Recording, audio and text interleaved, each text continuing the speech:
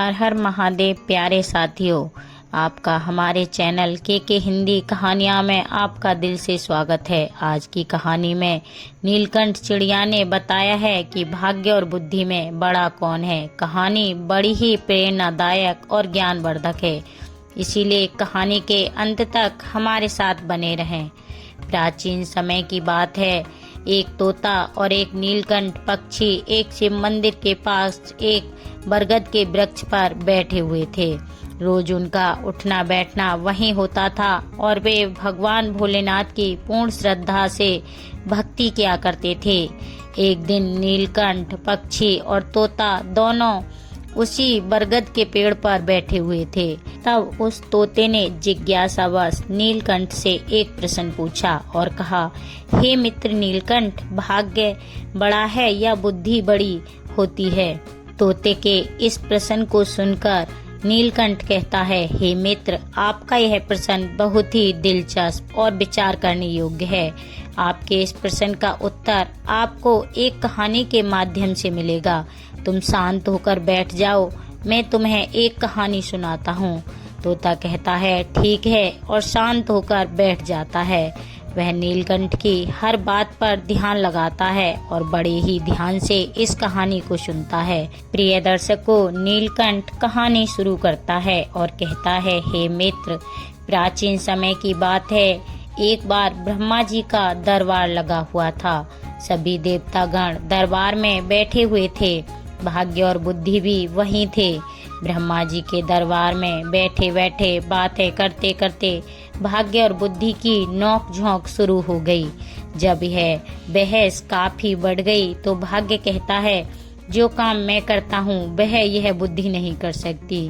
बुद्धि बोली, मूर्ख मत बनो। जब मैं किसी का साथ छोड़ देती हूँ तो वह आदमी पागल हो जाता है, मृत्यु को प्राप्त हो जाता है। तुम कितना भी उसका साथ दे दो, लेकिन वह मेरे बिना कुछ नहीं कर सकता।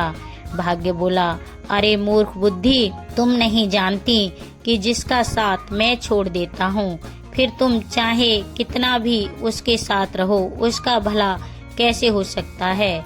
जब मैं यानी उसका भाग्य ही उसके साथ नहीं रहेगा तो क्या वह कभी भाग्यवान या धनवान हो पाएगा? नहीं, ऐसा कदापि नहीं हो सकता। भगवान ब्रह्मा के दरबार में दोनों में ऐसे ही वाद विवाद बढ़ता गया। दोनों एक दूसरे से झगड़ने लगे। बुद्धि कहने लगी, मैं बड़ी हूँ और मैं ही श्रेष्ठ हूँ। भाग्य कहने लगा, नहीं, तुम मुझसे बड़ी कैसे हो सकती हो? मैं बड़ा हूँ और मैं ही श्रेष्ठ हूँ। तभी ब्रह्मदेव ने दोनों को बहस करते हुए देखा और मन ही मन सोचा, भाग्य और बुद्धि दोनों महान देवता हैं। यह दोनों इस दुनिया के शक्तिशाली और प्रभावशाली देव हैं और यह आपस में इस तरह झगड़ रहे हैं जो ठीक नहीं है। इनका फैसला तो मुझे ही करना होगा। ब्रह्मदेव ने बुद्धि और भाग्य से पूछा, तुम दोनों झगड़ क्यों रहे हो? भाग्य कहने लगा, परमपिता, मैं जिस मनुष्य का साथ छोड़ देता हूँ वह मनुष्य क्या कर सकता है? वह तो अपना सारा जीवन गरीबी और दरिद्रता में गुजारता है। वह अपने जीवन में कभी भी खुश नहीं रह सकता। इतना सुनते ही बुद्धि बोल उठी, नहीं ब्रह्मदेव, भाग्य झूठ कह रहा है। जब मैं किसी का साथ छोड़ देती हूँ तो भाग्य चाहे उस मनुष्य का जितना भी साथ दे वह कुछ नहीं कर सकता। बुद्धिहीन मनुष्य तो मृतक के समान होता है। भगवान ब्रह्मा ने दोनों की बातें ध्यान से सुनी। उनकी बातें सुनकर ब्रह्मदेव ने मन ही मन सोचा, इन दोनों की समस्या तो बहुत गंभीर है, इसका फैसला कैसे किया जाए?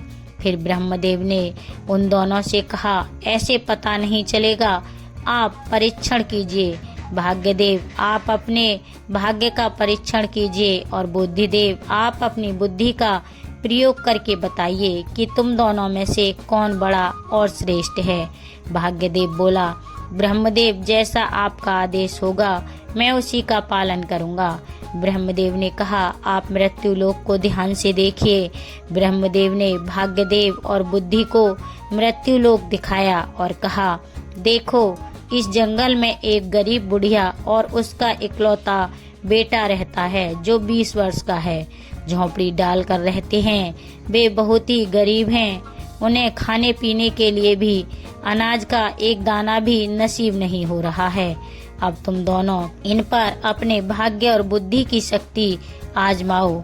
तुम दोनों में से जो भी इस गरीब बुढ़िया के बेटे को धनवान बना देगा या सम्राट बना देगा, वही तुम दोनों में से बड़ा और श्रेष्ठ माना जाएगा। ब्रह्मदेव की बात सुनकर भाग्यदेव कहने लगा, परमपिता यह तो छोटी सी बात है। भाग्य की बात सुनकर बुद्धि बोली, यह छोटी सी बात कैसे हो सकती है? जब तक मैं उसका साथ नहीं दूंगी तुम इसे कभी राजा नहीं बना सकते, सम्राट नहीं बना सकते। भाग्य ने कहा, बुद्धि तुम नहीं जानती, अगर मैं उसका साथ दूंगा तो इसे राजा ही नहीं बल्कि एक महान सम्राट बनाऊंगा। बुद्धि बोली, ठीक है, हम दोनों इसी पर अपनी शक्ति का प्रयोग करते हैं, इससे हमारी समस्या का फैसला हो जाएगा। जो जीतेगा वही श्रेष्ठ माना जाएगा। इसके बाद भाग्यदेव ब्रह्मदेव से कहने लगे, ब्रह्मदेव पहले मुझे अपनी श्रेष्ठता सिद्ध करने की अनुमति दीजिए। मुझे यहाँ से जाने और इस लड़के को सम्राट बनाने की आज्ञा दीजिए। ब्रह्मा जी कहते हैं, ठीक है।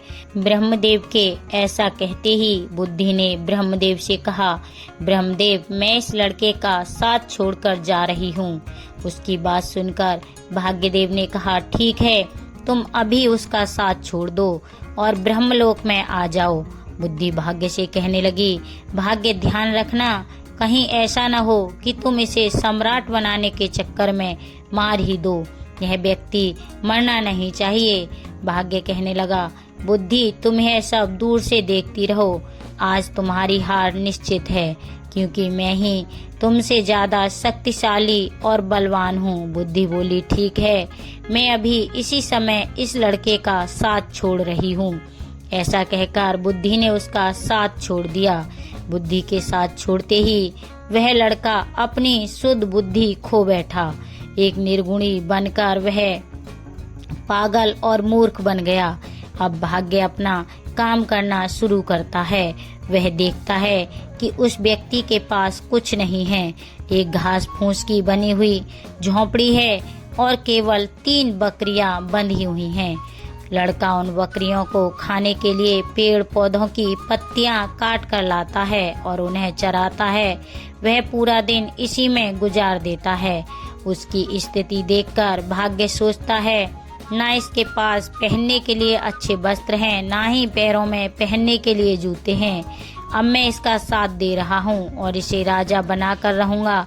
भाग्य ने पासा पलटा। जिस रास्ते से वह चरावाहा निकल रहा था, उसी रास्ते में भाग्य ने एक सुंदर सोने के जूतों की जोड़ी रख दी। लड़के का ध्यान उन जूतों पर गया, पर वह उन्हें पहचान नहीं पाया कि यह सोने के जूते हैं। उसे तो बस पैरों में पहनने के लिए जूते चाहिए थे, इसीलिए उसने वे सोने के जूते पहन लिए और सोचने लगा, चलो जूते तो मिल गए, इससे मेरा बहुत समय का काम चल जाएगा। अब जंगल में चारा लाते और बकरियों को चराते समय मेरे पैरों में कांटे नहीं लगेंगे। उन जूतों को पहनकर वह अपने घर आ जाता है। प्रतिदिन उसकी यही दिनचर्या चलती रही। वह जंगल में बकरियों को चराने जाता और जंगल से पेड़ पौधों की पत्तियां काट कर लाता और बकरियों को चराता रहता। उसकी माता की बुद्धि भी समाप्त हो गई थी, क्योंकि बुद्धि उसे भी छोड़कर चली गई थी।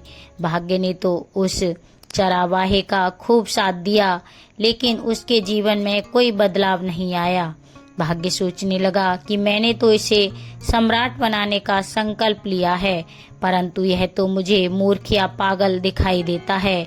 इसका व्यवहार तो पागलों और मूर्खों की तरह हो गया है। यह सब देख रही बुद्धि ने भाग्य से कहा, क्या तुम नहीं जानते कि मैंने उसका साथ छोड़ दिया है? जब मैं किसी व्यक्ति का साथ छोड़ देती हूँ तो वह ऐसा ही व्यवहार करता है। भाग्य बुद्धि से कहने लगा, मैं भी देखता हूँ कि तुम क्या कर सकती हो, अब तुम भी देखोगी कि मैं क्या कर सकता हूँ। उस देश के नजदीक ही एक देश का राजा चंद्रसेन था। उसका एक सौदागर था। वह लगभग देशों में और अलग अलग स्थानों पर जाकर व्यापार करता था। उस सौदागर के पास व्यापार करने के लिए कुछ ऊंट थे। वह ऊंटों पर पीतल लाद कर ले जाता था और दूसरे देश में जाकर व्यापार किया करता था। एक दिन वह सौदागर उसी जंगल से गुजर रहा था जहां पर वह लड़का रहता था और अपनी बकरियां चराता था। वह सौदागर ऊंट लेकर जा रहा था।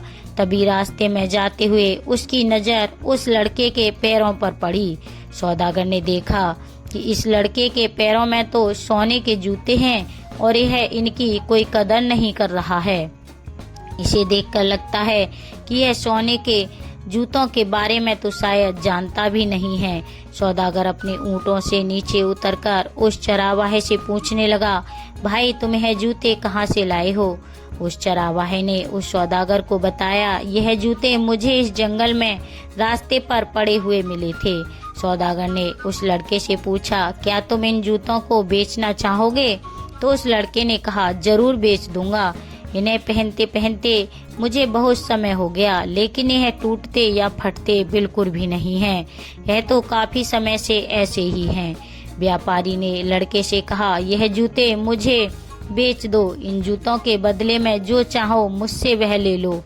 उस लड़के ने व्यापारी से कहा, मुझे इन जूतों के बदले में ज्यादा कुछ नहीं चाहिए, सिर्फ 1 मन अनाज चाहिए, जिससे मुझे और मेरी माता को 2 समय का भोजन प्राप्त हो जाए। हम तो भूखे रहते हैं। उसने सौदागर को वह सोने के जूते 1 मन अनाज के बदले ही दे दिए। सोने के जूते पाकर वह सौदागर बहुत खुश हो गया। वह सौदागर उस चरावाहे को 1 मन अनाज देकर चला जाता है। तब बुद्धि भाग्य से कहने लगी, भाग्य देखते नहीं कि तुम्हारे जूते तो 1 मन अनाज के बदले में बिक गए। तुम समझ रहे हो ना, तुम्हारे सोने के जूते 1 मन अनाज में जा रहे हैं। भाग्य ने बुद्धि की बात सुनकर कहा, बुद्धि तुम चिंता मत करो, मैं जिसका साथ देता हूँ उसे कोई भी राजा बनने से नहीं रोक सकता। मैं इसे एक महान सम्राट बनाकर ही रहूंगा। बुद्धि कहने लगी, भाग्य तुम मेरे बिना कुछ नहीं कर सकते। देखना तुम इसे अवश्य मार दोगे। यह बेचारा कहीं राजा बनते बनते मर ना जाए। भाग्य ने कहा, बुद्धि तुम कैसी बातें कर रही हो, देखना अब मैं क्या करता हूँ। और इतना कहकर भाग्य फिर से उस व्यक्ति के पास आता है। भाग्य ने दूसरे सोने के जूतों की जोड़ी, जो सोने चांदी और जड़ायु हीरों से जड़ी हुई थी, उसी रास्ते पर रख दी जिस मार्ग से वह चरावाहा बकरियों के लिए पत्ते लेने जंगल में जा रहा था। उस चरावाहे को फिर से सोने के जूते मिले तो वह तो बड़ा प्रसन्न हो गया। उधर सौदागर पहले वाले सोने के जूते पाकर बहुत खुश था। चलते चलते वह सोचने लगा, क्यों ना मैं इन्हें अपने राजा को भेंट करूं, ताकि महाराज प्रसन्न होकर मुझे कुछ इनाम दें। यह सोचकर वह सौदागर सोने के जूतों को लेकर महाराज भानु प्रताप के महल में गया। राजा दरबार में जाकर उसने वह सोने के जूते राजा को दे दिए और कहने लगा, महाराज यह स्वर्ण जूते मैं खास तौर पर आपके लिए लेकर आया हूँ। यह जूते अद्भुत हैं। ऐसे जूते तो हमारे महाराज के पास होने ही चाहिए थे। महाराज भानु प्रताप जूतों को देखकर बहुत प्रसन्न हुए। सोने के जूते देखकर उन्हें ऐसा लग रहा था कि जैसे यह जूते देवलोक से आए हों और देवताओं ने इन्हें बनाया हो, मानो स्वयं विश्वकर्मा ने इन्हें बनाया हो। इतने सुंदर जूते देखकर वह खुश हो गए और अपने मंत्री से कहने लगे, सौदागर को 15,000 स्वर्ण मुद्राएं इनाम में दे दी जाएं। राजा भानु प्रताप ने उस सौदागर को 15,000 स्वर्ण मुद्राएं इनाम में दिलवा दी। इतनी ज्यादा स्वर्ण मुद्राएं पाकर सौदागर बहुत खुश हो गया और अपने व्यापार को बढ़ाने की सोचने लगा। इसके बाद वह दोबारा अपने ऊँटों पर पीतल लादकर दूसरे देश में व्यापार के लिए चल पड़ा। वह सौदागर अपने व्यापार के लिए फिर से उसी जंगल से होते हुए जा रहा था। वहाँ पर वह चरावाहा अपने पशुओं को चरा रहा था और अपनी माता के साथ रहता था। इस बार भी उसी जगह से जा रहा था और संयोगवश चरावाहा भी वहीं पर अपनी बकरियों को चरा रहा था। जंगल में अपने सामने उस चरावाहे को दोबारा देखकर वह सौदागर खुश हो गया। उसने फिर से उस चरावाहे के पैरों की ओर देखा। उसके पैरों में दूसरी जोड़ी स्वर्ण जूते देखकर उसने सोचा, इसके पास तो और सोने के जूते आ गए। न जाने यह कहां से ऐसे जूते लेकर आता है। सौदागर ऊंट से उतरा और उतरकर उस चरावाहे के पास गया। चरावाहे से बोला, भाई क्या तुम फिर से इन जूतों को भी बेचना चाहोगे? लड़के की तो जैसे मनमानी इच्छा पूरी हो गई हो। वह बोला, हाँ जरूर बेच दूंगा, लेकिन इस बार आपको इसके बदले में मुझे 1 बोरी चने की देनी होगी। सौदागर भी खुश हो गया और बोला, हाँ ठीक है, मैं 1 बोरी चने की दे दूंगा। चरावाहे ने एक शर्त और रख दी। वह बोला, चने भुने हुए होने चाहिए। सौदागर ने उसकी बात भी मान ली। 1 बोरी भुने हुए चने की उसको दे दी। वह उससे सोने के जूते की दूसरी जोड़ी भी लेकर आगे चला गया। अब सौदागर के मन में यह विचार आने लगा, पहले 1 जोड़ी जूते जो मैंने महाराज को भेंट किए थे, उसके बदले महाराज ने मुझे 15,000 स्वर्ण मुद्राएं दी थीं। इस बार हो सकता है कि महाराज मुझे पिछली बार से भी ज्यादा इनाम दें। मैं इनको भी महाराज की सेवा में लेकर जाता हूँ। वह इस बार भी उन हीरे जवाहरात और रत्न जड़े सोने के जूतों को राजा भानु प्रताप के दरबार में पहुंच गया। सौदागर राजा से बोला, महाराज मैं आपके लिए हर बार कोई न कोई वस्तु लाता रहता हूँ। हे राजन, आप इन्हें स्वीकार कीजिए। राजा भानु प्रताप ने जब जूतों को देखा तो कहने लगा, सच में ये बहुत सुंदर हैं। यह सोने के जूते हैं और पिछली बार दिए गए सोने के जूतों से भी ज्यादा सुंदर हैं। सौदागर, मुझे तुम यह बताओ कि तुम यह जूते लाते कहाँ से हो? तुम्हें यह जूते कौन देता है? अब सौदागर क्या बोलता। जब सौदागर को कुछ समझ नहीं आया कि राजा को क्या जवाब दे, तो कुछ सोच विचार कर उसने झूठ बोलना ही ठीक समझा और बोला, महाराज दक्षिणी देश में एक सम्राट हैं। सम्राट के यहाँ मैं अपने पीतल का व्यापार करने जाता हूँ तो वह इनाम में ऐसे जूते दे देते हैं। उन्होंने 2 बार मुझे सोने के जूते दिए तो मैंने दोनों बार वह आपकी सेवा में अर्पित कर दिए। यह सुनकर राजा सौदागर से बोला, सौदागर क्या उस राजा का कोई पुत्र है? सौदागर ने फिर से झूठ बोल दिया।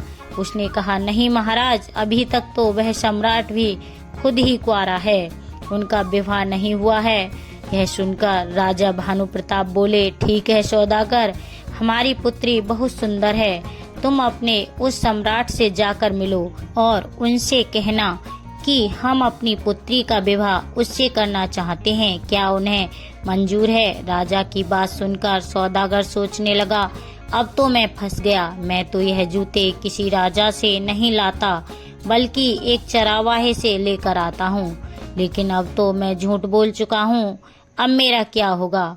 मैं तो अपने ही बोले हुए झूठ में फंस चुका हूँ। राजा ने सौदागर को आदेश दिया, सौदागर उस राजा के पास जाओ और किसी भी तरह उन्हें तैयार करके आओ कि वह हमारी पुत्री से विवाह करें। अब तो सौदागर और भी चिंता में पड़ गया। वह राज दरबार से वापस आ गया। अपने घर जाकर उसने दोबारा अपने ऊँटों पर पीतल लादा और व्यापार करने चल पड़ा। जब वह दोबारा जंगल में पहुंचा तो सोचने लगा, अगर मुझे यहाँ वह चरावाहा नहीं मिलता तो मुझे सोने के जूते भी नहीं मिलते और वे जूते मैं राजा को नहीं देता। आखिरकार झूठ बोलकर मैं राजा के क्रोध का शिकार बन गया। इस चरावाहे ने मुझे भी राजा के क्रोध का शिकार बना दिया। यदि चरावाहा मुझे ना मिलता तो मैं इस धर्म संकट में नहीं फंसता। इस चरावाहे ने तो मुझे बुरी तरह फंसा दिया है। यही सोचते सोचते वह सौदागर उस चरावाहे की झोंपड़ी पर जा पहुंचा। चरावाहा अपनी झोंपड़ी पर सौदागर को आया देखकर बहुत खुश हो गया, क्योंकि वही सौदागर उसके खाने पीने की व्यवस्था करता था। कभी उसे अनाज देता था, कभी चने। उसका गुजारा जूता बेचकर इसी सौदागर से पूरा होता था। इसीलिए चरावाहा उससे बहुत खुश था। वह बोला, सौदागर आइए, आपका स्वागत है। सौदागर वहीं उसके घर पर ही रुक गया। उसने अपने ऊँटों से पीतल उतार कर एक तरफ रख दिया और फिर चरावाहे से बातें करने लगा। इस समय भाग्य उस चरावाहे का साथ दे रहा था। बातें करते करते चरावाहा पीतल के बोरे पर बैठ गया। जैसे ही वह बैठा तो सभी बोरों में भरा हुआ पीतल सोने में बदल गया। चारों तरफ सोना जगमगाने लगा। यह देखकर सौदागर को अब यह विश्वास हो गया कि यह व्यक्ति या तो कोई जादूगर है या ईश्वर का कोई बहुत बड़ा भक्त। इस पर ईश्वर की विशेष कृपा है। अब सौदागर अपने बोले हुए झूठ के जाल में और फंसता जा रहा था। उसके मन में विचार आया, मेरे पास धन की कमी नहीं है। मैं ऐसा करता हूँ कि इस चरावाहे को ही राजा बना देता हूँ, सम्राट घोषित कर देता हूँ। मेरे पास धन और सोने की कोई कमी नहीं है।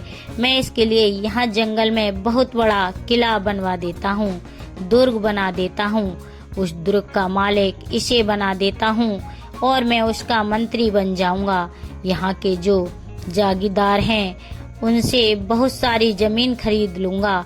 इस महीने के 2 महीने बाद राजा के पास जाऊंगा और बता दूंगा कि यही सम्राट है। अब सौदागर षड्यंत्र रचने लगा। भाग्य बुद्धि से कहने लगा, बुद्धि तुम देखती जाओ कि मैं क्या करता हूँ। देखना यही सौदागर अब चरावाहे को सम्राट बनाएगा।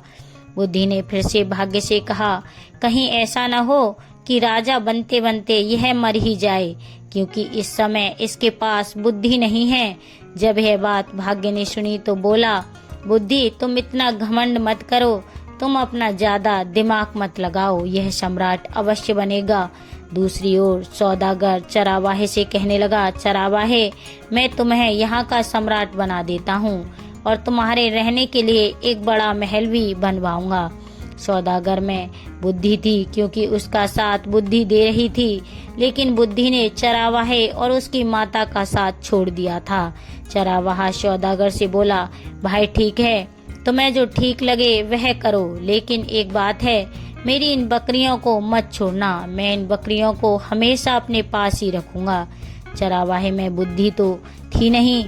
उसकी बात सुनकर सौदागर सोचने लगा, यह व्यक्ति कितना बड़ा मूर्ख है। मैं इसे राजा बना रहा हूँ और इसे बकरियों की पड़ी है। यह कैसी बातें कर रहा है। फिर भी सौदागर बोला, ठीक है। सौदागर को मन ही मन राजा का डर सता रहा था। राजा ने उसे कहा था कि तुम्हें उस सम्राट से पूछ कर आना है और मेरी लड़की का विवाह उसके साथ करवाना है। इसीलिए उस चरावाहे को सम्राट बनाने के चक्कर में सौदागर ने चरावाहे की बात पर ध्यान नहीं दिया। उसने किले की नींव डलवा दी और निर्माण शुरू करवा दिया। जल्दी ही उसने एक बहुत बड़ा, सुंदर और शानदार महल चरावाहे के लिए तैयार करवा दिया। सौदागर ने आसपास के सभी जागीरदारों से जमीन खरीद ली और चरावाहे के लिए एक सेना भी बनानी शुरू कर दी। नौकर चाकर, दास दासियां रखी। यह सब देखकर वह बुद्धिहीन चरावाहा मन ही मन सोचने लगा कि न जाने यह सौदागर कहाँ से आ गया। इसने तो हमारी जिंदगी खराब कर दी। अब तो मुझे अपनी बकरियों को चराने के लिए भी समय नहीं मिलता। यह हमेशा बातें करने में लगा रहता है। चरावाहे का तो अब भी वही हाल था। वह बकरियों को जंगल में ले जाता और चराकर वापस लाता। सौदागर ने उसके लिए राजसी वस्त्र सिलवाए, उसके शीश पर मुकुट रखा, लेकिन चरावाहे ने अपना स्वभाव नहीं बदला। वह सौदागर से कहने लगा, तुम्हें जो भी ठीक लगे वह करो, परंतु मेरी बकरियों को कहीं नहीं जानी चाहिए। अगर मेरी बकरियां चली गईं तो मैं तुम्हें जीवित नहीं छोड़ूंगा। तुमने इतनी भीड़ भाड़ इकट्ठा कर ली है, हमारा जीवन खराब कर दिया है। सौदागर कहने लगा, अरे चरावाहे, तुम तो राजा हो, अब तो तुम राजा बन गए हो, मैं तुम्हारा मंत्री हूँ। लेकिन उस चरावाहे की समझ में यह सब कुछ नहीं आ रहा था। प्रिय साथियों, अब बुद्धि से कहने लगा, बुद्धि देखो, इस चरावाहे को राजा बना दिया, अब यह एक किले का मालिक बन चुका है। बुद्धि कहने लगी, अरे भाग्य, तुम क्यों झूठ बोल रहे हो। यहाँ बैठे हुए समस्त देवता इस बात का फैसला करेंगे कि तुमने इसे राजा बना दिया या नहीं। यह अब भी वही चरावाहा है। दोस्तों, अब ब्रह्मदेव कहने लगे कि भाग्य, इस चरावाहे में तो अभी तक कोई परिवर्तन नहीं हुआ। यह तो अब भी वही चरावाहा है। अभी तुम जीते नहीं हो। अब तो बुद्धि बोलने लगी कि हे ब्रह्मदेव, ऐसा होगा ही नहीं, क्योंकि जब तक मैं चरावाहे का साथ नहीं दूंगी तब तक चरावाहा राजा तो बनेगा ही नहीं, बल्कि उसके प्राण भी संकट में आ जाएंगे। यह मूर्खता करेगा और मारा जाएगा। परंतु भाग्य बोला, बुद्धि, मैं उसका साथ दूंगा तो तुम कुछ भी नहीं कर सकोगी। तुम बैठी रहो और तमाशा देखती रहो। भाग्य फिर उस चरावाहे के पास आ जाता है। सौदागर ने क्या किया, उसने जो उस चरावाहे की 3 बकरियां थीं उन्हें भी किसी को बेच दिया। बकरियां खरीदने वाले को बेच दिया। जैसे ही उस चरावाहे को अपनी बकरियों के बिकने का पता चला तो वह जोर जोर से चिल्लाने लगा, रोने लगा। जब उसके सैनिकों ने, दरबारियों ने और अन्य लोगों ने देखा कि राजा तो ऐसा कर रहा है तो उन्हें लगा कि शायद राजा पागल हो गया है। अब सौदागर ने उस चरावाहे को समझाया कि तुम ऐसा क्यों कर रहे हो, तुम ऐसी मूर्खता क्यों कर रहे हो। यह तो 3 बकरियां थीं, मैं तुम्हें ऐसी बहुत सी बकरियां दिलवा दूंगा। सौदागर की बात सुनकर चरावाहा मान जाता है और वह चरावाहा सौदागर के पीछे पड़ गया कि चलिए, मुझे आज ही बकरियां खरीद कर दीजिए। सौदागर उस चरावाहे से कहने लगा, देखो भाई, अब तुम सम्राट बन गए हो, तुम एक राजा हो, तुम ऐसी छोटी छोटी बातें क्यों करते हो। बच्चों जैसी बातें मत करो। मैं तो तुम्हारा विवाह करवाऊंगा। अपनी माता से पूछो, हमारे यहाँ के राजा भानु प्रताप अपनी पुत्री से तुम्हारा विवाह करना चाहते हैं। उनकी पुत्री बहुत ही सुंदर है, उनसे तुम्हारी शादी करवाऊंगा। लेकिन चरावाहे में तो बुद्धि ही नहीं थी। वह सौदागर से कहने लगा, तुम मेरा क्या विवाह कराओगे।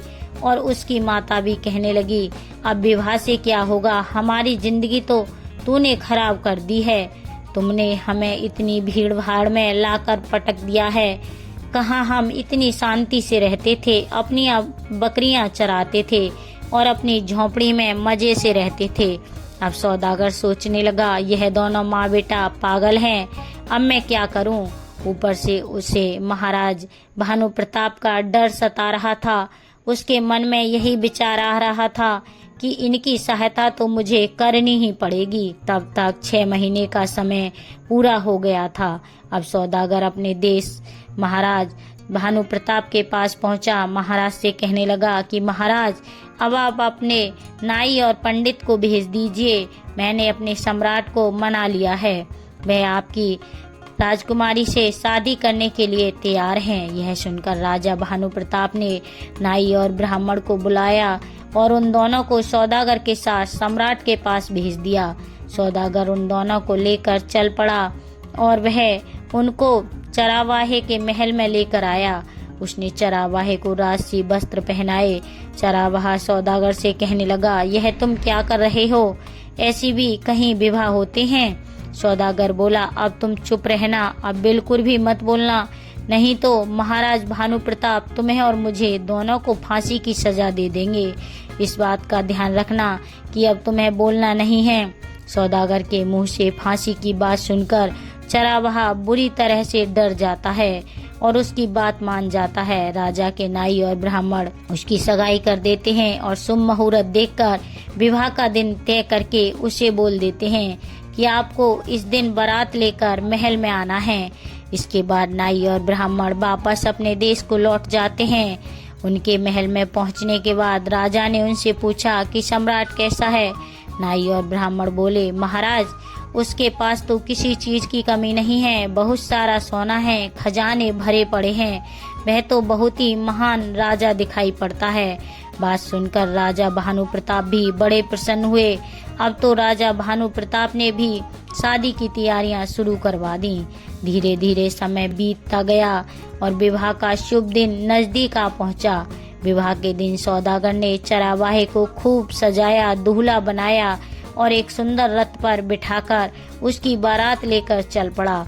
इधर सौदागर चरावाहे को शादी के लिए लेकर जा रहा था, उधर भाग्य बुद्धि से कहने लगा, देखो बुद्धि, अब मैं चरावाहे का विवाह भी राजा की पुत्री से करवा रहा हूँ। बुद्धि मुस्कुरा कर बोली, भाग्य, बस देखते जाओ, तुमने अभी इसकी मृत्यु का षड्यंत्र रच दिया है। तुम्हें भी पछतावा होगा कि तुमने यह क्या कर दिया है। यह चरावाहा भी तुम्हारे जाल में फंस चुका है। तुम तो इसे राजा बनाने की बात कर रहे हो। देखते जाओ, तुम्हारे कारण अब यह चरावाहा अपने प्राण खो देगा। भाग्य बोला, बुद्धि, जब मैं उसका साथ दे रहा हूँ तो तुम क्यों परेशान हो रही हो? बस तुम देखती रहो कि मैं क्या करता हूँ। कुछ दिन का सफर तय करने के बाद चरावाहे की बारात राजा भानु प्रताप के यहाँ पहुँच जाती है। जब राजा ने देखा कि बारात पहुँच चुकी है तो अपने मंत्रियों के साथ ढेर सारे उपहार लेकर बारात का स्वागत करने के लिए नगर के द्वार की ओर चल पड़ा। दूसरी ओर जब चरावाहे ने देखा कि सामने से ढाल तलवार लेकर कोई राजा सेना के साथ आ रहा है तो वह बुरी तरह डर गया और वह अपने रथ से उतरकर भागने लगा। चरावाहे को भागता देखकर सौदागर ने सोचा, यह तो पक्का मुझे मरवाएगा। सौदागर भी रथ से उतरकर पकड़ने के लिए उसके पीछे भागता है और उसे पकड़ लेता है। सौदागर पकड़कर उसे समझाता है कि राजा तुम्हें भी मार देगा और मुझे भी, तुम ऐसे क्यों भाग रहे हो? चरावाहा डर गया और बोला, ठीक है, लेकिन तुम्हें हर समय मेरे साथ ही रहना पड़ेगा। सौदागर के यहाँ हाँ करने पर वह सौदागर के साथ वापस आ गया। सौदागर से कहने लगा कि यह राजा तो तलवार लेकर आ रहा है, कहीं हमें काटेगा तो नहीं? सौदागर ने कहा, चिंता मत करो, वह तुम्हें कुछ नहीं कहेंगे। तुम्हारा विवाह होगा, तुम्हें दुल्हन मिलेगी, तुम डरो मत। इतना सुनकर वह चरावाहा वापस आकर अपने रथ पर बैठ जाता है। राजा ने देखा चरावाहा बना राजा देखने में तो बहुत सुंदर था। उसने बारात का स्वागत किया। अपने कहे अनुसार सौदागर हर जगह उसके साथ साथ जा रहा था। जब मंडप में जाने का समय हुआ तो सौदागर धर्म संकट में फंस गया कि वहाँ भी उसे साथ ही जाना पड़ रहा था। वह मंडप में पीछे बैठ गया। राजा भानु प्रताप कहने लगा, सौदागर, तुम इसके साथ क्यों रहते हो? तो सौदागर बोला, महाराज, मैं इनका मंत्री हूँ, इन्होंने मुझे अपना मंत्री बनाया है। राजा ने अपनी पुत्री का विवाह उस चरावाहा के साथ कर दिया। इस तरह राजा ने निश्चित दिन अपनी पुत्री का विवाह उस चरावाहा के साथ कर दिया। शादी हो जाने के बाद राजा ने दामाद को महल का एक ही भाग दे दिया। राजा का कोई पुत्र नहीं था तथा वह दामाद को अपने पास ही रखना चाहता था ताकि राजा सिंहासन बाद में उसे सौंप सके। अब सौदागर को रहने के लिए अलग स्थान दे दिया गया। सौदागर मन ही मन घबरा रहा था कि कहीं चरावाहा भेद न खोल दे। चरावाहा बहुत प्रसन्न था। यह देखकर बुद्धि मुस्कुराई तो भाग्य बोला, देखती रहो, मैंने इसका विवाह राजा की पुत्री के साथ करवा दिया। अब यह चरावाहा सम्राट बनने ही वाला है। भाग्य की यह बात सुनकर बुद्धि कहने लगी, अरे भाग्य, तुम क्यों बेवकूफ बन रहे हो? तुम जानते हो कि उसे कुछ पता ही नहीं है कि राजा क्या होता है, विवाह क्या होता है। वह तो कुछ जानता ही नहीं है। उसकी तो मृत्यु निकट आ गई है, वह तो मरने वाला है। भाग्य कहता है, यह तुम क्या कर रही हो? बुद्धि बोली, मैं सच कह रही हूँ। मैंने जब इसका साथ छोड़ दिया था यह तो उसी समय मर गया था, क्योंकि बुद्धिहीन व्यक्ति तो वैसे ही मृतक के समान होता है। अब यह बेचारा मारा जाएगा, तुम तो इसे बचाने की कोशिश करो। अब यह मरने वाला है, आप इसे बचाइए। भाग्य बोला, यह मरेगा क्यों? इसकी शादी हो गई, अब यह आराम से वहाँ पर रहेगा और फिर सम्राट बनेगा। राज परिवार की परंपरा के अनुसार राजकुमारी वधू के भेष में सज संवर कर खाना लेकर रात को अपने पति के कक्ष में गई। चरावाहे ने इतनी सुंदर से सजी और आभूषणों से लदी कन्या सपनों में भी नहीं देखी थी। वह डर गया। उस बुद्धिहीन चरावाहे को बचपन में अपनी दादी की सुनाई हुई कहानी याद आ गई, जिसमें एक राक्षसी सुंदरी का भेष बनाकर गहनों से सजी धजी एक पुरुष को खा जाती है।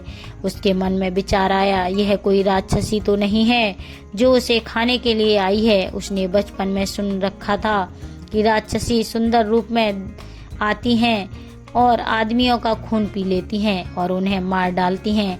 उसने सोचा, राक्षसी के हाथ पकड़ आने से पहले तो अच्छा है कि मैं यहाँ से भाग जाऊं। यही सोचकर वह उठा और राजकुमारी को धक्का देकर गिराता हुआ चिल्लाता हुआ कमरे से निकल भागा। भागता भागता वह सीधे नदी के किनारे पहुंचा और पानी में कूद गया।